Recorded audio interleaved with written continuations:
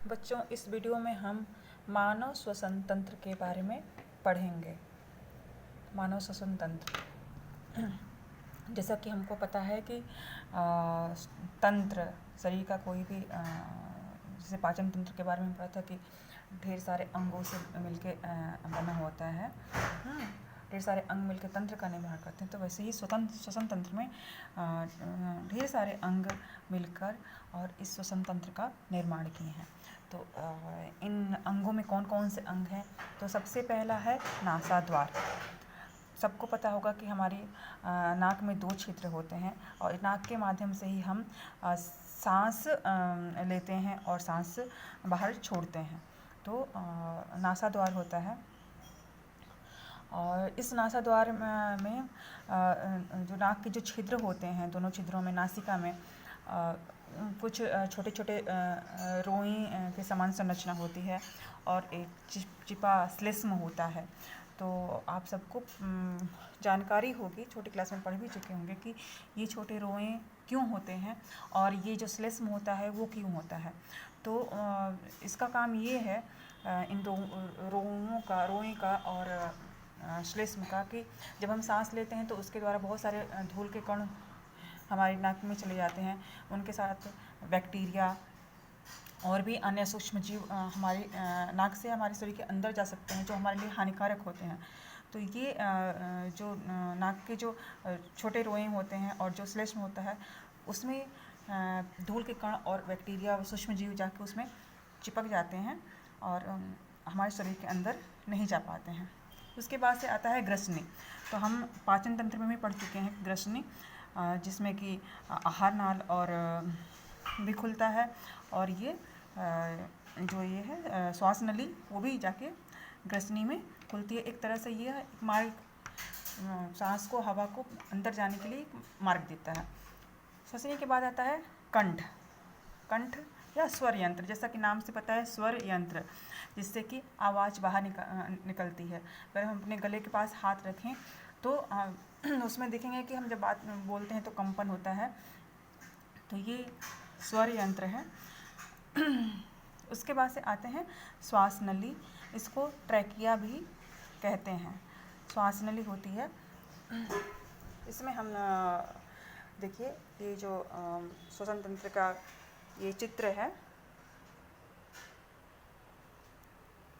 तो इसमें देखिए ये है कंठ या स्वर यंत्र और ये है श्वास नली, जो कि लगभग ये जो श्वास नली होती है, ये श्वास नली लगभग 10 से 12 सेंटीमीटर लंबी होती है और लगभग 1.5 सेंटीमीटर से 2.5 सेंटीमीटर तक ये इसका व्यास होता है, मतलब कि इसकी मोटाई होती है।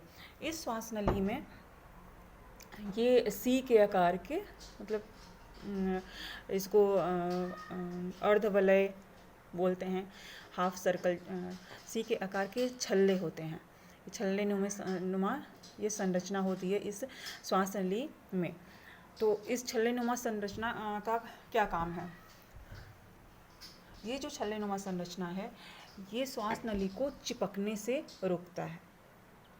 श्वास नली इसके कारण से बीच में ऐसे चिपकती नहीं है और सांस हवा को आने जाने में सुगमता होती है। अगर श्वास नली चिपक जाएगी तो हवा फेफड़ों तक नहीं पहुंच पाएगी। श्वास नली फिर जाके 2 भागों में बढ़ जाती है, जिसको बोलते हैं श्वसनीय, या इन दोनों को ब्रोंकाई भी इनको बोलते हैं। ये ब्रोंकाई फेफड़ों में जाके कई भागों में, आप देख सकते हैं इस तरह से कई भागों में ये ऐसे बढ़ जाती हैं और इनको बोलते हैं श्वसनिका। ये कई शाखाओं में इस तरह से विभाजित हो जाती हैं फेफड़ों के अंदर जाके। इनको हम श्वसनिका या ब्रोंकिओल्स भी कहते हैं। और श्वसनिका से वायु कोश जुड़े हुए होते हैं। इसमें छोटे छोटे एक वायु कोश होते हैं, थैलेनुमा संरचना होती है, छोटे छोटे थैलेनुमा संरचना होती है, जिनको हम वायु कोश कहते हैं। इन वायु कोशों का काम क्या होता है कि जब हम सांस अंदर लेते हैं तो इन वायु कोशों में हवा जाके भर जाती है और जब हम सांस छोड़ते हैं तो इन वायुकोशों से हवा इस तरह से बाहर निकल जाती है। जब हम सांस लेते हैं वायुकोशों में हवा जाके भर जाती है, जैसे गुब्बारा जैसे होता है, जो गुब्बारे में जब हम हवा भरते हैं तो वो फूल जाता है, तो वैसे ही जब इन वायुकोशों में जब हवा भर जाती है तो जो फेफड़ा होता है वो फूल जाता है। और जब हम सांस बाहर छोड़ते हैं तो इन वायुकोशों से हवा बाहर निकल जाती है, तो ये फेफड़ा भी पिचक जाता है। जैसे गुब्बारे से हम हवा बाहर निकाल दें तो गुब्बारा पिचक जाता है। मनुष्य में एक जोड़ी फेफड़े होते हैं, हल्के गुलाबी कलर के होते हैं, मांसल होते हैं। और ये जो फेफड़े होते हैं ये एक गुहा में स्थित होते हैं, जिसको फुफ्फुसी गुहा कहते हैं, प्लूरल कैविटी कहते हैं। और इनके ऊपर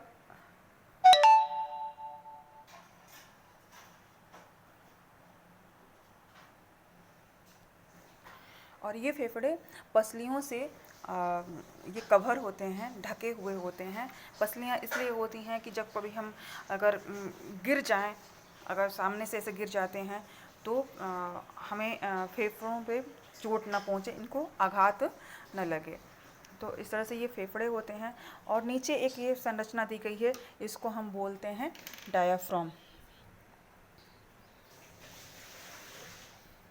ये है डायाफ्राम, ये फेफड़ों को सपोर्ट प्रदान करता है। तो इस तरह से हमारा ये मानव श्वसन तंत्र है। इसका बच्चों एग्ज़ाम में इसका चित्र बनाने के लिए पूछता है लघुत्तरी प्रश्न में, और कभी कभी इसके बारे में कंठ के बारे में पूछ लेता है कि स्वर यंत्र के बारे में लिखिए। तो आप लोग इसकी अच्छे से तैयारी कर लीजिएगा, और मैं आशा करती हूँ कि आप लोगों को ये वीडियो समझ में आया होगा। और कल हम फिर नए टॉपिक के साथ आप लोगों से मिलेंगे। धन्यवाद।